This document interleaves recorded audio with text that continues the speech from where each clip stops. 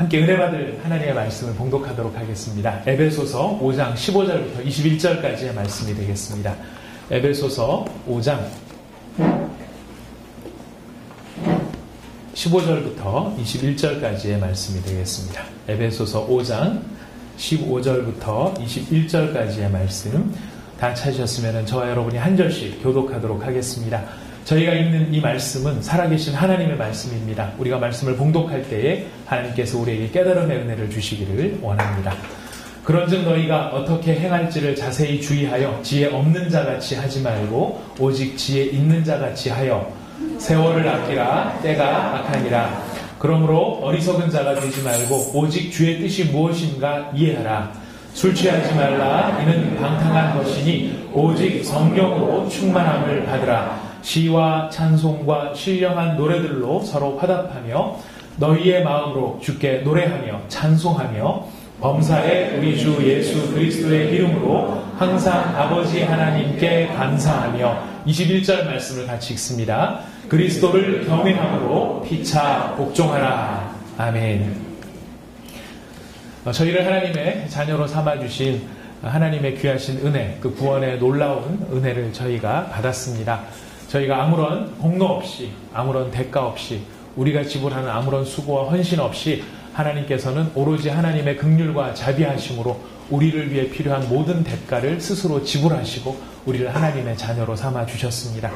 이제 그런 하나님의 자녀가 된 자로서 우리가 하나님의 자녀가 되었기 때문에 하나님을 아버지라고 부르게 되었고 예수님을 우리의 선생님으로 또 우리의 그리스도로 모시게 되었습니다. 그리고 성령 하나님께서는 우리 안에 내주하시며 항상 우리 안에 머물러 계시는 그런 천국의 사람이 되었습니다. 이제 하나님의 자녀로 부름받은 우리가 처음에 태어날 때 영적인 아기로 태어납니다. 영적인 아기로 태어난 우리가 그 아기의 자리에 머무르지 아니하고 그리스도 예수의 장성한 분량에 이르를 수 있도록 우리가 성장해 가는 것, 이것이 하나님께서 우리를 향하여 가지고 계신 계획이고 우리를 향하여 가지고 계신 뜻입니다.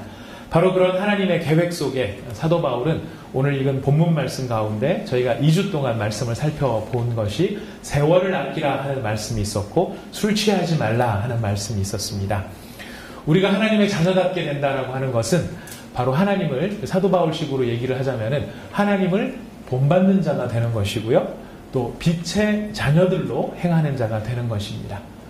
주께서 기뻐하실 일이 무엇인지를 분별하는 사람이 되는 것이고 사도 바울이 디모데에게 이야기한 것처럼 그리스도 예수의 좋은 군사로 자라가게 되는 것이 바로 하나님의 자녀답게 성장하는 구체적인 모습이 되는 것입니다. 근데 바로 그렇게 하나님을 본받고 빛의 자녀들로 행하고 주께서 기뻐하시는 것이 무엇인지 분별하고 그리스도 예수의 좋은 군사로 성장하기 위하여서는 사도 바울은 이야기합니다. 우리가 먼저 기억해야 될 것이 무엇이냐면 무엇을 아끼라 라고 이야기하십니까? 세월을 아끼라 이야기합니다. 세월을 아끼라는 것은 시간을 아끼라는 이야기죠. 세월을 아끼고 시간을 아끼라 이렇게 이야기하는 이유가 어디에 있느냐면 바로 시간의 독특성에 있기 때문에 그렇습니다.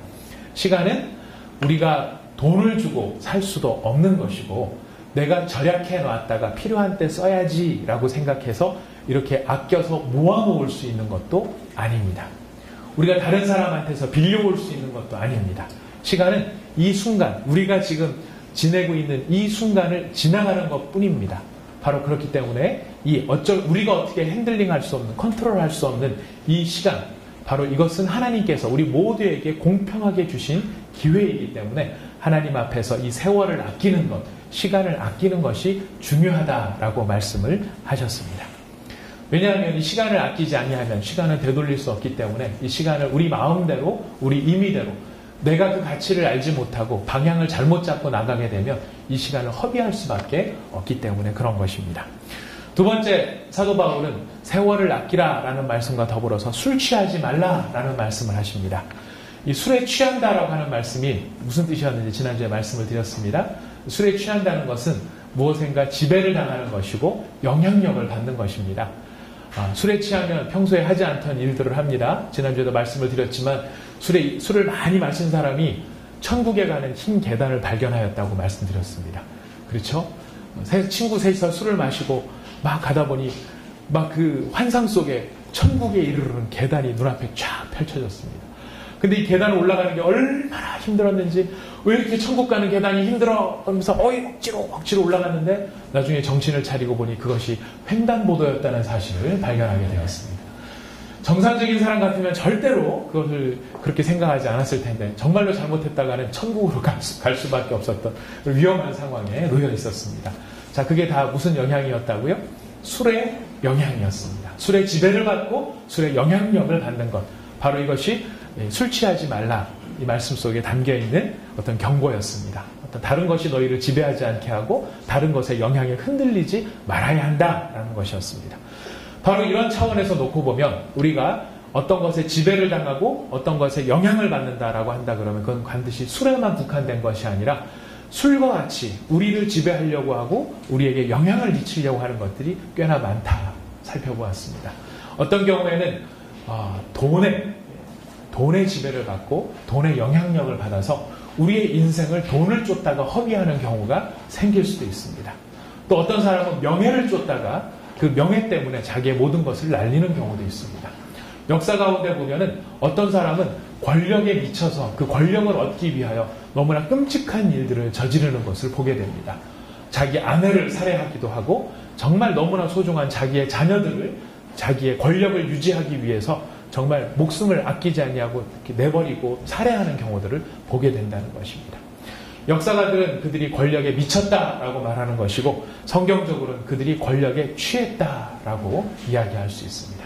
그 권력이 우리를 지배하고 그 권력이 우리에게 영향을 미칠 때 우리는 정상적인 판단을 하지 못하고 그것에 흔들려 다니는 것. 바로 그 영향 아래 들어가고 그 지배를 받는 것, 그런 차원에서 그런 것들은 우리에게 술과 같은 영향을 발견할 수 있습니다. 문제는 무엇입니까? 술에 취할 경우에 두 가지 문제가 있다고 말씀을 드렸습니다. 제가 이렇게 반복을 하는 이유가 어디에 있느냐면요.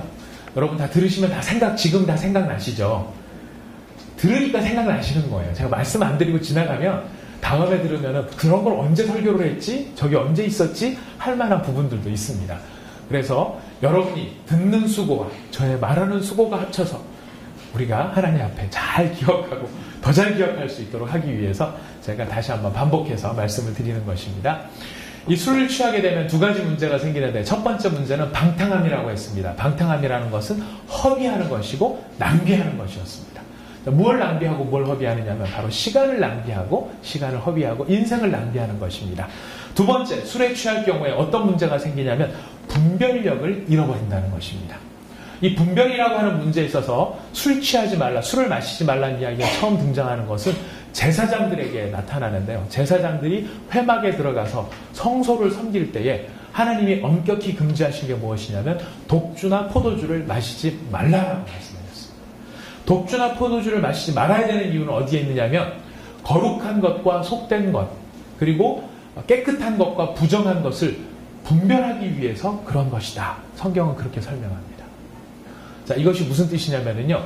우리가 술에 취하면 분별력이 사라지는데 분별력이 사라지면 어떤 문제가 생기냐면 거룩한 것과 속된 것을 구분을 못하는 것. 깨끗한 것과 더러운 것을 구분을 못하는 것입니다. 이 구분을 못하면 어떤 현상이 생기냐면 내 딴에는 거룩한 거라고 생각하는 건데 정작 알고 보니까 더러운 거였어요. 내 딴에는 정한 것을 올려드린다라고 했는데 알고 보니까 그것이 부정한 것이었어요. 이런 예가 구체적으로 누가 있었냐면은 사도 바울이 있었습니다. 사도 바울은 하나님을 향해 자신의 삶을 열심으로 드린 사람이었습니다. 그리고 최선을 다해 주님을 섬기기를 원했습니다. 그래서 정말 하나님을 잘 섬긴다고 섬겼는데 그 결과가 무엇이었냐면 하나님의 교회를 핍박하더라 하는 것입니다. 자기 딴에는 최선을 다해 하나님을 섬긴다라고 말을 했는데 그래서 열심히 일을 했는데 알고 보니까 스데반을 죽이는 일을 자기가 하고 있더라는 것입니다. 우리도 그럴 수 있습니다. 내 딴에는 하나님을 위한다고 열심히 일하는 것인데 알고 보니까 누군가를 실망하게 만들고 누군가를 실족시키는 일이 될 수도 있습니다. 내 딴에는 좋은 이야기 해준다고 열심히 일을 했는데 그 내 딴에는 좋게 한다는 그것이 누군가의 마음을 후벼파고 그 사람을 실족시키게 하는 그런 일이 될 수도 있더라는 것입니다. 문제는 그것을 분별을 못한다는 거예요. 내 딴에는 거룩한 줄 알았는데 거룩한 것이 아니고 내 딴에는 아름다운 것인 줄 알았는데 정결한 것인 줄 알았는데 그것이 아닌 것이 되는 바로 그렇게 분별력을 상실하는 이유가 어디에 있었는가? 무엇인가 취하고 무엇인가 지배를 당하고 그것에 영향을 받았기 때문에 그럴 수 있다는 것입니다. 그래서 사도 바울은 술 취하지 말라. 이는 방탕한 것이다. 우리에게 경고를 하였습니다. 자, 이렇게 세월을 아끼라. 하나님의 자녀로 살기 위해서 세월을 아껴야 되고 우리가 다른 엉뚱한 것에, 세상적인 것에, 술에 취하지 아니하도록 우리한테 권면하신 사도 바울께서는 이제 적극적으로 이야기하십니다. 술 취하지 말라라는 말씀을 넘어서 이제 그렇다면 우리가 어떻게 해야 되는가? 어떻게 해야 되는가? 우리 18절 말씀을 한번 읽어보실까요? 읽어봅니다. 시작. 술 취하지 말라. 이는 방탕한 것이니 오직 성령으로 충만함을 받으라. 이야기합니다. 술에 취하는 것과 성령에 충만한 것에 공통점이 있다면 바로 지배를 당한다. 영향을 받는다라고 하는 것입니다. 세상 사람들은 술에, 돈에, 권력에, 명예에 취하고 그것에 영향을 받는다면 그리스도인들은 누구에게 지배를 받아야 되느냐면 성령의 지배를 받아야 되고 성령의 영향을 받아야만 하는 것입니다. 그래서 지금 사도 바울은 우리에게 뭐라고 말씀하시냐면은 성령의 충만함을 받으라 이야기를 하시는 거예요. 자, 그럼 성령의 충만함을 받으면 우리가 어떤 결과들이 생기는가? 성령이 우리를 다스리시고 우리에게 영향을 미치면 이런 현상들이 생긴대요. 우리 19절 말씀부터 21절 아까 읽으셨는데 다시 한번 읽어보도록 하겠습니다. 시작. 시와 찬송과 신령한 노래들로 서로 화답하며 너희의 마음으로 주께 노래하며 찬송하며 범사에 우리 주 예수 그리스도의 이름으로 항상 아버지 하나님께 감사하며 그리스도를 경외함으로 피차 복종하라. 성령이 충만하게 되면 성령이 우리를 다스리고 지배하시면 이런 현상이 생기는데 어떤 현상이 생깁니까? 4가지였죠. 여러분이 읽으시면서 숫자를 세셨는지는 모르겠습니다만 제가 한번 정리를 해드리겠습니다. 서로 화답하는 일이 생깁니다. 시와 찬미와 신령한 노래들로 서로 화답하고요. 너희의 마음으로 주께 노래하며 찬송하는 일이 생긴답니다. 그리고 범사에 우리 주 예수 그리스도의 이름으로 항상 아버지 하나님께 감사한다고 합니다. 그리스도를 경외함으로 피차 복종하게 된다고 합니다. 자, 이것만 딱 들으면 성령 충만하면 맨날 교회 와서 살아야 할 것 같죠. 찬송 부르고 노래 부르고 감사하면서 이렇게 살아야 될 것 같습니다. 맞습니다. 성령의 충만함, 성령께서 우리를 지배하시면 우리는 바로 이렇게 찬송하고 감사하며 복종하고 화답하는 일들을 하게 될 것입니다. 그런데 이런 내용들이 그냥 그런 것으로 좀 약간 모호하고 막연한 것으로 끝나는 게 아니라 좀 더 구체적이고 선명하게 성령께서 우리 가운데 임재하시면 성령의 충만하심으로 말미암아 우리가 어떤 일들을 하게 되는데요. 이 일들은 피차 복종하라 라고 하는 말들이 확장되어져서 나타나는 것입니다. 피차 복종하는데 어떻게 피차 복종해야 되는가? 사도 바울이 이야기합니다. 자, 우리가 읽지 않은 다음 말씀입니다. 22절 말씀부터 6장 9절까지의 말씀을 보면은 피차 복종해야 되는 그 피차가 누군지를 이야기를 합니다. 자, 우리 22절 말씀을 먼저 한번 읽어보실까요? 낭낭한 목소리로 읽어보시겠습니다. 시작. 아내들이여 자기 남편에게 복종하기를 주께 하듯 하라. 예, 힘없는 남편들이 아내한테 항상 밀릴 때 정말 그 아내에게 꺼내놓는 정말 참 아름다운 말씀이죠. 능력 있는 말씀입니다. 아내들이여 자기 남편에게 복종하기를 주께 하듯 하라. 우리 아내 여러분 이렇게 복종하고 계십니까? 그거는 성경 말씀이고 일단 앉아보세요. 이렇게 하는 경우들이 더 많으십니까? 자, 아무튼 지금 사도 바울은 이야기합니다. 아내들이여 자기 남편에게 복종하기를 주께 하듯 하라. 그 다음에 25절 말씀은 뭐라고 말씀하십니까? 읽어봅니다. 시작. 남편들아 아내 사랑하기를 그리스도께서 교회를 사랑하시고 그 교회를 위하여 자신을 주신같이 하라. 자, 남편과 아내에게 이야기합니다. 6장 1절로 가봅니다. 시작. 자녀들아 주 안에서 너희 부모에게 순종하라. 이것이 옳으니라. 자, 그 다음에 4절을 읽어봅니다. 또 아비들아 너희 자녀를 노엽게 하지 말고 오직 주의 교훈과 훈계로 양육하라. 자, 이제 누구한테 서로 이야기합니까? 자녀와 부모에게.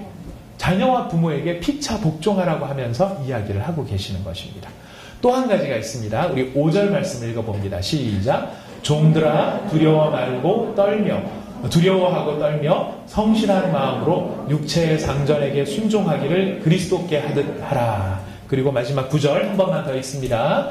상전들아 너희도 그들에게 이와 같이 하고 위협을 그치라. 이는 그들과 너희의 상전이 하늘에 계시고 그에게는 사람을 외모로 취하는 일이 없는 줄 너희가 알미라. 자, 누구와 누구에게 얘기하십니까?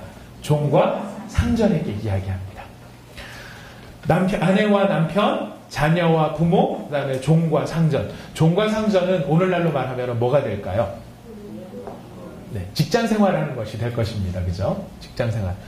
요즘은 옛날과 달라서 노예 계약 이런 건 아니지만 정서적으로는 갑과 을의 관계에 매이면서 을의 입장에서는 무한한 노예의식을 느끼며 우리의 인생을 살아가지 않습니까? 자, 그런 걸로 놓고 보자면 오늘 이 종과 상전의 관계는 바로 직장 생활이라고 어떻게 보면 말할 수 있을 것 같습니다. 자, 이 세 가지의 특징. 성령에 충만하게 되면은 이런 현상이 나타나고 성령 충만으로 말미암아 우리가 하나님의 자녀로서 살아가게 된다는데요. 하나님의 자녀로 살아가기 위해 성령 충만을 받는다. 그러면 여러분 일단 머릿속에 어떤 그림이 그려지십니까? 성령 충만하다. 아니면 여러분이 지금 성령 충만함을 기대하시는 분들도 많이 계시죠. 여러분의 인생의 소원이 무엇입니까? 첫 번째도 대안의 독립이요. 두 번째도 대안의 독립이십니까? 여러분의 인생의 소망이 무엇입니까? 우리가 적어도 크리스찬이라고 한다고 하면 교회에 와서 제일 많이 듣는 두 가지 이야기, 그리고 또 우리의 마음에 소망이 되는 것 두 가지예요. 주님을 바로 믿기를 원하는 것과 성령에 충만하기를 원하는 것입니다. 우리가 성령에 충만하게 되면 무엇을 기대하기 때문입니까? 여러분, 성령 충만하면 내가 막 기도도 5분 기도하기도 힘든데 성령이 나에게 임재하시면 내가 30분, 1시간 방언으로 기도하시는 분들은 5시간, 8시간 밥도 안 먹고 철야로 막 기도를 하세요. 잠을 안 자도 피곤하지가 않다고요. 그래서 우리도 마음속에 막 그런 바람이 있는 거. 저도 주님 한번 뽕 빠지게, 죄송합니다. 제가 아직 이렇게 제 입술이 거듭나지를 아니하여서 가끔 예전에 쓰던, 예전이라고 하는 것은 청년부 시절 때 쓰던 그런 말들이 막 튀어나옵니다. 용서하여 주십시오.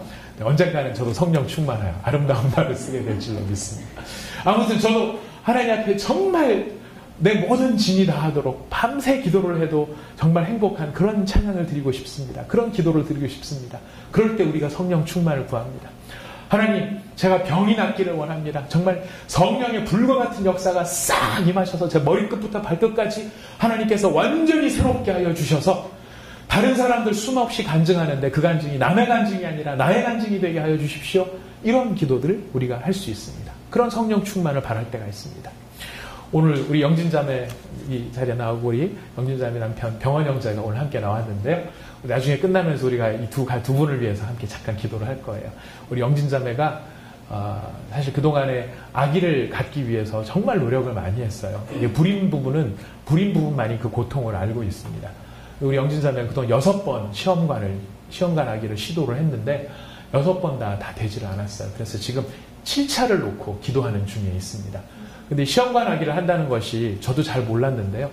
이 과정상에 놓고 보니까 엄마의 이 난자세포를 성숙하게 하기 위해서 엄마가 그 일정 기간 동안에 자꾸 스스로 아침에 이렇게 주사를 놔야 된대요. 당뇨병 환자들이 자기한테 혈당 주사 놓듯이 엄마가 또 그 주사를 놔야 되나 봐요. 아침에 한 대씩 놓고 그리고 이제 어떤 때에는 3번을 놔야 되고. 근데 그게 자기 몸에다 자기 주사를 놓는다는 것이 이게 보통 각오와 독함이 아니어서는 안 될 것 같아요. 근데 아기를 바라는 그 간절한 마음에 지금 6번이나 그런 과정을 거쳐왔는데 7번째 시도를 하고 있습니다. 하나님께서 하여튼 이 가정 가운데 그런 새 생명의 복을 주실 줄로 우리가 믿고 함께 기도를 해야 되겠습니다. 기도를 할 줄 믿습니다. 자, 아무튼 우리가 바라는 것은 성령께서 충만하시면 하나님께서 막 이런 기적의 역사를 확 일으켜 주실 줄로 우리가 또 믿는 마음도 있습니다. 또 성령이 충만하시면 내가 뭐를 해야 될지, 인생을 뭘 하고 살아야 될지, 내가 앞으로 어떻게 나가야 될지, 하나님께서 나를 선교사로 부르신 것은 아닌지, 이런 장래를 잘 모르는 우리가 성령이 충만하게 되면 앞으로 하나님의 비전을, 음성을 딱 듣고 아프리카로 가라, 이런 얘기가 확 들리면 우리 인생 접고 주님을 위해서 확 달려나가는 그런 것을 기대하고 있는지 모릅니다. 그러나 참으로 놀랍게도 사도 바울은 성령의 충만함을 이야기하면서 성령의 충만하라, 오직 성령의 충만하라, 성령으로 충만함을 받으라 말하면서 우리한테 구체적으로 이야기하는 그 성령의 충만함이 필요한 이유가 어디 있냐면 바로 아내와 남편의 관계를 위해, 바로 자녀와 부모의 관계를 위해, 그리고 우리의 직장 생활을 위해 그 일을 위해 필요한 것이 무엇이냐면 성령 충만이라고 이야기를 하는 것입니다. 무슨 이야기입니까? 우리의 일상을 살기 위해서 필요한 것이 무엇이냐면 성령 충만이라는 거예요. 물론 특별한 경우에 기적과 같은 역사로 성령 충만이 우리 가운데 임하는 일들이 있을 수 있겠지만 우리가 예수의 사람으로 빛의 자녀로 살아가기 위하고 하나님의 자녀로 살기를 원하며 우리의 시간을 낭비하지 않고 가치 있는 삶을 살기를 위해서는 그 빛의 자녀됨에 자리가 있어야 되는데 어디에서 빛의 자녀로 살아야 되는 것입니까? 선교지에서? 아니에요. 어디서 빛의 자녀로 살아야 되는 것입니까? 남편은 아내를 대할 때 빛의 자녀로 살아야 되고요. 아내는 남편을 대할 때 빛의 자녀로 살아야 하는 것입니다. 부모는 자식을 대할 때 빛의 자녀로 살아야 되고 자식은 부모님을 섬길 때 빛의 자녀로서 섬겨야 하는 것입니다. 내가 직장 생활을 하기 위해서 아침에 일어날 때 빛의 자녀로서 일어나야 한다는 것입니다. 그런 일에 왜 성령의 충만이 필요할까요? 그 일에 성령의 충만을 받지 않으면 다 누구 마음대로, 누구 방식대로 한다고요? 내 방식대로. 내 방식대로. 부모가 자식을 사랑하는데 내 방식대로 사랑하는 거예요. 저희 아들내미가 수학 실력이 조금 모자라서 죄송합니다. 우리 아들 잘하는 것도 참 많은데 왜 저는 자꾸 우리 집 애들 못하는 것만 갖고 자꾸 나와서 설교를 하는지 모르겠어요. 잘하는 부분 참 많은데요. 예, 수학이 조금 모자라서 다른 건 다 잘하는데 수학이 모자라서 이제 학원을 좀 보냈습니다. 학원을 보내는데 이제 대치동에 있는 학원을 어디서 소개를 누가 해줬어요. 잘 잡아준다고. 그래서 대치동에 학원을 보내려고 그랬더니 학원에 아무나 못 들어가요. 돈 있다고 안 받아주는 거예요. 들어가자마자 얘가 지금 몇 학년 거를 하고 있습니까? 그래서 얘 지금 맞게 2학년 거를 하고 있습니다. 중2 때 갔으니까. 중2 때 갔으니까 중2학년 거를 하고 있습니다. 그랬더니 이런 못 들어옵니다. 저희 학원은 최소한 중3 거나 고1 거를 해야 받아줄 수 있습니다. 속으로 중3이나 고1 것? 그랬더니 속으로 그러고 있는데 그리고 바로 이어서 얘기를 하는 거예요. 중3쯤 되면은 저희 학원에 특별반이 있는데 걔네들은 고2나 고3 거를 하고 있다는 거예요. 그 정도 해야 이 학원에서 받아준대요. 무슨 생각이 들었냐? 그럼 고2나 고3 때는 뭐를 하지? 고2나 고3 때는 그때 배웠던 거 안 잊어버리는 그걸 하는 건가? 그래서 이제 겨우겨우 사정사정해서 그래도 한 번만 좀 봐주시면 2학년 때 거 열심히 가르쳐서 3학년 거 따라갈 수 있도록 하겠습니다. 하는데 그래서 이제 학원을 들어갔어요. 그래서 7시에 가서 10시까지 학원을 다녀요. 10시에 이제 학원을 데리러 갔더니 그 학원을 끝나고 나오는 아이들 가운데 어떤 애들이 있냐면은 초등학교 5학년, 6학년짜들이 자기 몸만한 가방을 들고 끌고 나오는 거예요. 걔네들이 7시에 가가지고 10시까지 수학 문제를 풀고 있어요. 몇 학년 걸 푸는가 봤더니 초등학교 5학년, 6학년 애들이 중학교 3학년, 고등학교 1학년 거를 풀고 있는 거예요. 제가 그걸 바라보면서 야, 쟤네들이 뭔 고생을 한다고 쟤네 부모들은 어떤 심정으로 헤아려 보니까 저랑 같은 심정이었겠죠. 무슨 심정이었겠습니까? 왜 거기에 보냈겠습니까? 왜 보내죠? 사랑하니까. 거기를 왜 보냈겠어요? 사랑하니까 보낸 거예요. 사랑하니까 보낸 겁니다. 무슨 전생에 왼수가 자식으로 태어난다고 불교에서 가르치더만 그래 네가 전생에 내 왼수였지? 한번 고생 좀 해봐라. 그러면서 학원을 다니면서 밤새 너 문제를 한번 풀어봐라. 이러면서 복수하기 위해서 여러분 보내십니까? 아니에요. 사랑하기 때문에 보내는 겁니다. 이해 잘 되라고. 사랑하는데 다 누구 방식으로 사랑하는 겁니까? 내 방식대로 사랑하고 있는 거예요.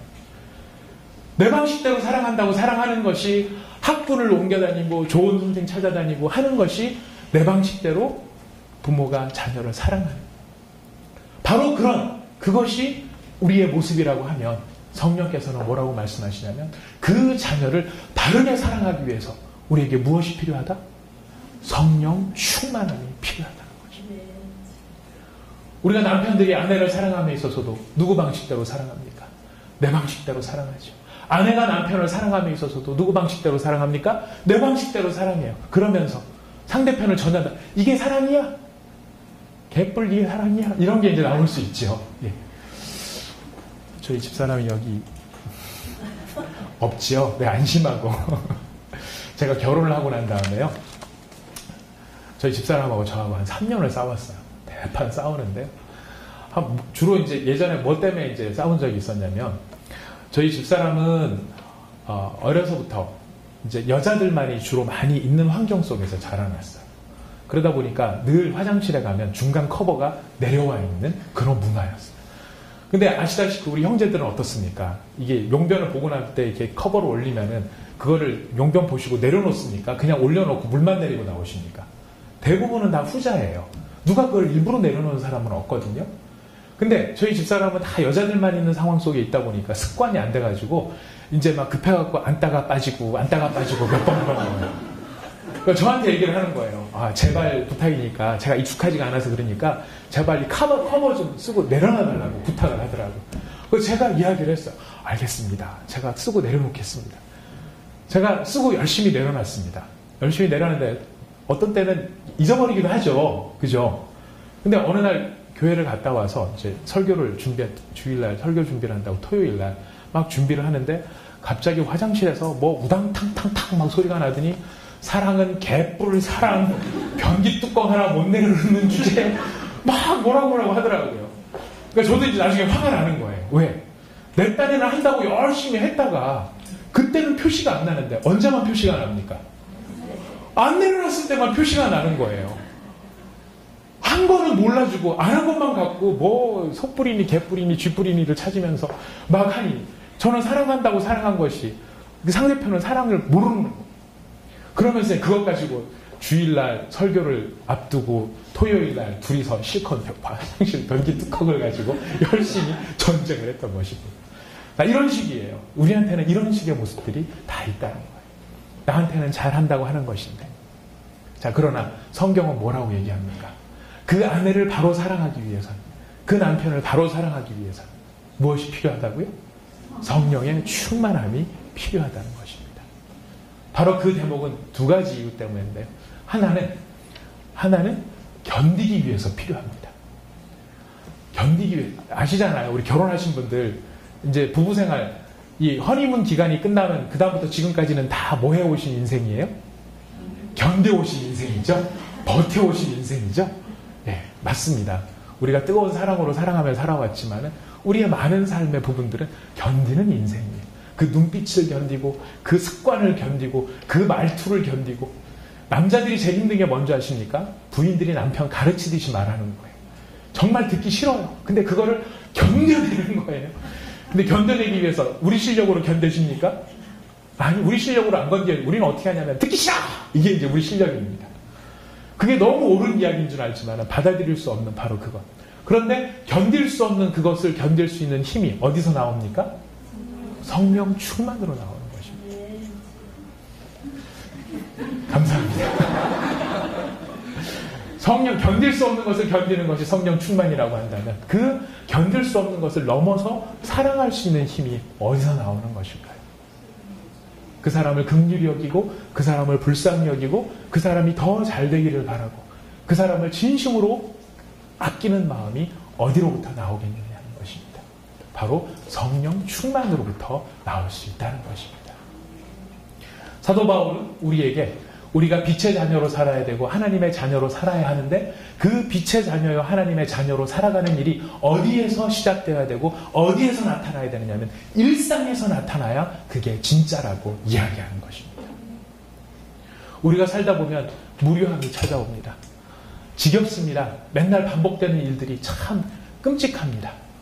제가 87년도에 실천문학이라고 이제 노동운동하는 사람들이 무크지로 만들어냈던 책자가 있었습니다. 그거를 정기 구독을 하면서 이렇게 봤던 시절이 있었습니다. 근데 보다 보니까 시 하나를 읽는데 그 시 하나를 읽고 확 죽고 싶었어요. 너무 절감이 되고 너무 막 그걸 읽으니까 막 숨이 턱턱 막혀오는 거예요. 내용이 뭐였냐면 제가 구절구절을 다 외우지는 못하는데 내용은 이런 거였습니다. 청계천 청계상가 앞에서 신기료, 신발 기우는 신발 구두 닦는 사람의 시였어요. 내가 23살에 구두를 닦기 시작해서 53살까지 구두를 닦고 있다. 아침에 일어나서 출근해서 구두를 닦기 시작하면 밤에 들어갈 때까지 구두를 닦고 있다. 한 평도 안 되는 좁은 이 공간, 내 평생의 삶이고 내가 살아온 모든 것은 구두 닦다가 내 인생은 끝이 난다. 돌아보고 기대하건대 앞으로 내 남아있는 생에도 구두를 닦다가 내 인생은 끝날 것 같다. 이런 얘기를 써놓은 거예요. 근데 그걸 얼마나 적나라하게 써놨는지 내가 마치 구두를 닦고 있는 것 같은 그리고 내 인생이 그 인생 같은 거예요. 내 인생이 뭐냐? 아침에 출근해갖고 구두 닦고 구두 약 바르고 광 내고 냄새나는 구두 갖다 주고 돈 몇천 원 받고 그래갖고 애기 잘 교육시키다가 내가 죽을 때 그렇게 하다가 신 구두 닦다가 끝나는 인생. 이것이 내 인생이 아닌가. 이런 인생이 우리의 인생같이 느껴지더라는 거예요. 지루한 거예요. 무료한 거예요. 그래서 우리가 뭘 좋아하냐면 여행을 좋아합니다. 여행은 어떤 자극을 줍니까? 무료한 일상에 일탈을 할 수 있는 기회를 주는 거거든요. 프랑스 사람들이 그래서 9개월간 일하고 3개월간 휴가를 가는데 9개월간 열심히 일하는 이유가 어디에 있어요? 3개월간 잘 놀라고. 이게 바로 일상을 넘어가는 거거든요. 부부간에도 마찬가지고 직장도 마찬가지입니다. 더 나아가서 신앙도 마찬가지입니다. 그냥 맨날 그렇고 그런 신앙 같으니까 어느 날 하나님 앞에 여쭙는 것입니다. 하나님, 내 인생 이런 식으로 살아야 될까요? 뭔가 좀 짜릿한 게 없을까요? 자극적인 게 없을까요? 뭔가 좀 화끈한 게 없을까요? 혹시 주님 저를 선교사로 부르신 거 아닐까요? 아니 혹시 저를 목사로 부르신 거 아닐까요? 그래서 실제로 어떤 경우에는 그래가지고 선교지로 간 사람도 있어요. 근데 여러분 선교지로 가면은요, 뭔가 달라진 신앙 속에 뭔가 새로운 도전 가운데 변화 가운데 막 그 뜨거운 신앙생활을 하는 것 같은데 선교지로 가면 3년이에요. 3년 뒤에 뭐라고 기도하고 있을까요? 하나님 혹시 여기가 아니고 혹시 다른 민족 아니었을까요? 우리의 신앙 가운데서도 이런 권태가 찾아올 수 있다는 것입니다. 그러나 진정한 신앙은 어디에 있습니까? 바로 그 권태와 그 무료함을 견뎌내는, 그 일상을 견뎌내는, 그 일상 가운데 하나님의 영광을 경험하며 하나님의 자녀로 자라나는 것, 바로 이것이 하나님의 백성의 권능이요 능력이라고 하는 것입니다. 근데 바로 그것을 잘 살아가기 위해서 필요한 것이 무엇인가? 성령의 충만을 받으라는 것입니다. 여러분이 일상을 잘 살고 이 권태롭고 이 지겨운 삶을 잘 살아서 하나님 앞에 크게 칭찬받은 사람이 있습니다. 성경에 나오는 대표적인 사람이 있습니다. 누군지 혹시 기억나십니까? 정말 이 일상을 너무나 잘 훌륭하게 살아서 하나님 앞에서 너무나 귀하게 칭찬을 받은 사람. 맞추는 분 계시면 제가 진짜 상을 드리겠습니다.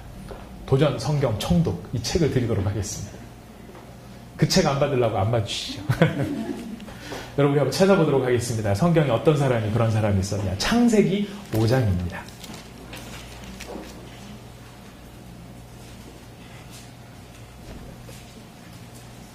창세기 5장 찾으셨으면, 창세기 5장 찾으셨으면 21절 말씀부터 24절 말씀까지 읽도록 하겠습니다. 읽으시면서 벌써 딱 눈에 들어오시죠. 이 사람이네. 같이 읽어보도록 하겠습니다. 시작. 에녹은 65세에 무드셀라를 낳았고 무드셀라를 낳은 후 300년을 하나님과 동행하며 자녀들을 낳았으며 그는 365세를 살았더라. 에녹이 하나님과 동행하더니 하나님이 그를 데려가심으로 세상에 있지 아니하였더라. 하나님께서 이 에녹을 얼마나 귀히 여기셨는지 죽음을 보지 않고 하늘나라에 간 두 사람 중에 한 사람이죠. 엘리야와 에녹인데요. 이 엘리야는 정말 놀라운 일들을 많이 하였습니다만 이 에녹은 한 일이 무엇입니까? 애 낳은 것밖에 없어요. 기록이. 자녀를 낳았더라. 이거 하나밖에 없어요. 자녀를 낳았고 나머지 생애는 다 무엇입니까? 하나님과 동행하였더라. 에녹에 대해서 다른 어떤 평가도 나오지 않습니다. 그가 주를 위하여서 선교사로 나갔다는 것도, 큰 예배당을 건축하였다는 것도, 그가 하나님을 위하여서 놀라운 일을 하였다는 것도 아무것도 기록되어져 있지 않습니다. 단 한 가지, 그가 자녀를 낳고 하나님과 함께 동행하였더라. 하나님과 어디에서 동행을 하였을까요? 바로 그 일상의 삶, 평범한 삶에서 하나님과 동행하였더라. 그 하나님과 동행한 것이 얼마나 좋았던지 하나님이 그를 죽음을 보지 않고 천국에 옮기실 만큼 너무나 그가 사랑스러웠다는 것입니다. 우리가 대단한 일을 위해서 하기 때문에 하나님 앞에 사랑스러운 것이 아니라 바로 성령 충만함으로 말미암아, 성령의 충만함으로 우리가 아내를 사랑하고 남편을 사랑할 때, 성령의 충만함으로 부모님을 존중하고 내 자녀를 사랑할 때, 성령의 충만함으로 내 직장 생활을 감당을 할 때, 그것이 하나님 보시기에 너무나 아름답고 존귀한 삶이 되더라는 것입니다. 마태복음 제가 찾진 않겠습니다. 25장에 보면 양과 염소의 비유가 나옵니다. 하나님께서 예수님께서 심판을 하시는데 오른쪽에는 양들이 모여 있고요. 왼쪽에는 염소들이 모여 있어요. 이 양들로 모여 있는 사람들한테는 하나님이 예수님께서 천국을 영생을 선물로 주시고요. 이 왼편에 사는 사람들에게 영벌이라고 하는 벌을 내리세요. 영원히 벌을 받는 심판을 내리세요. 그러면서 묻는 말씀이 무엇이냐? 이 양쪽에 있는 사람들한테 얘기하십니다. 너희는 내가 감옥에 갇혔을 때 돌아봤고 내가 줄였을 때 먹을 것을 주었고 내가 목마를 때 마실 것을 주었다. 그랬더니 양에 있는 사람들이 뭐라고 얘기하죠? 우리가 언제 그랬어요? 라고 물어봐요. 염소에 있는 사람들한테 거꾸로 물어보십니다. 내가 감옥에 갇혔을 때 너희는 나를 돌아보지 아니하였고 내가 목마를 때 너희는 물을 주시지 않았고 내가 배고플 때 너희가 나한테 먹을 것을 주지 않았다. 염소들은 뭐라고 얘기합니까? 우리가 언제? 이 두 개를 합쳐놓으면 뭐가 됩니까?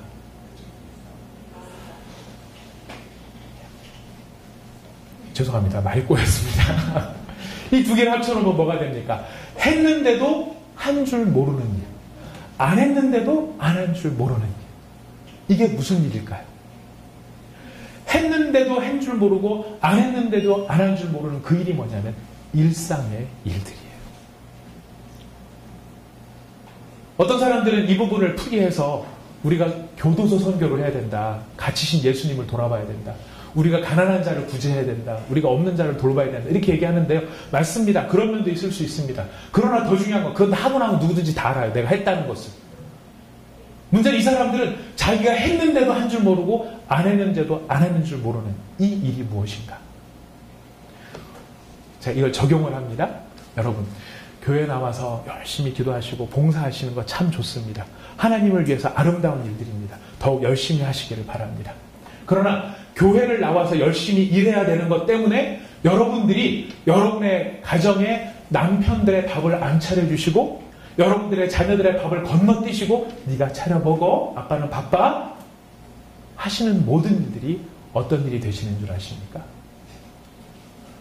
해야 되는데 했는데도 해야만 하는데 안 했는 줄 모르는 일. 했는데도 불구하고 안 했는 줄도 모르는. 제가 많이 갖고 있습니다. 무슨 뜻인지는 아시죠? 핵심은 하나입니다. 주님이 뭘 보시느냐? 우리가 나가서 선교지에 나가서 목숨을 내걸고 선교하는 것을 주님이 보시기 귀하게 여기십니다. 그것도 소중한 일입니다. 그러나 그거만큼이나 그거보다 더 소중한 일이 무엇이냐면 우리의 인생 중에 여러분이 남편들을 위해 김치찌개 하나를 맛있게 끓여내는 일이 하나님이 보셨을 때 하나님을 예배하는 일이고 여러분들이 여러분을 향해서 쌍심지를 도끼 눈을 뜨고 달려드는 아내를 향해 여보 사랑해 그래서 아내로 하여금 오버히트를 하게 만드는 것이 여러분들이 하나님 앞에서 존귀한 일이라는 것입니다. 이 일을 잘하는 것이 빛의 자녀로 살아가는 것입니다. 근데 이 일이 우리 힘으로 됩니까? 사실 아닙니다. 이 일이 안 되는 것입니다. 차라리 이삭을 달라고 하시면 그냥 한 번 이삭 드리는 건 한 번 드리면 끝나요. 근데 이 여자랑 30년을 살라고 하는 것은 보통 일이 아니에요. 이 남자랑 30년을 사는 건 보통 일이에요. 그래서 뭐가 필요합니까? 성령 충만이 필요한 것입니다. 주님, 남편과 아내는 그래 제가 사랑에 빠졌기 때문에 그렇다고 쳐요. 내가 고른 것도 아니에요. 이 새끼는 뭡니까? 죄송합니다. 이 자식은 뭡니까? 이 아이는 뭡니까? 내가 안 선택했는데 이 아이는 뭡니까? 그 아이를 견뎌낼 수 있는 힘, 내 힘이 아니라 누구에도 성령의 충만함이 필요하다는 것입니다. 축복합니다. 여러분도 성령의 충만하시기를 바랍니다.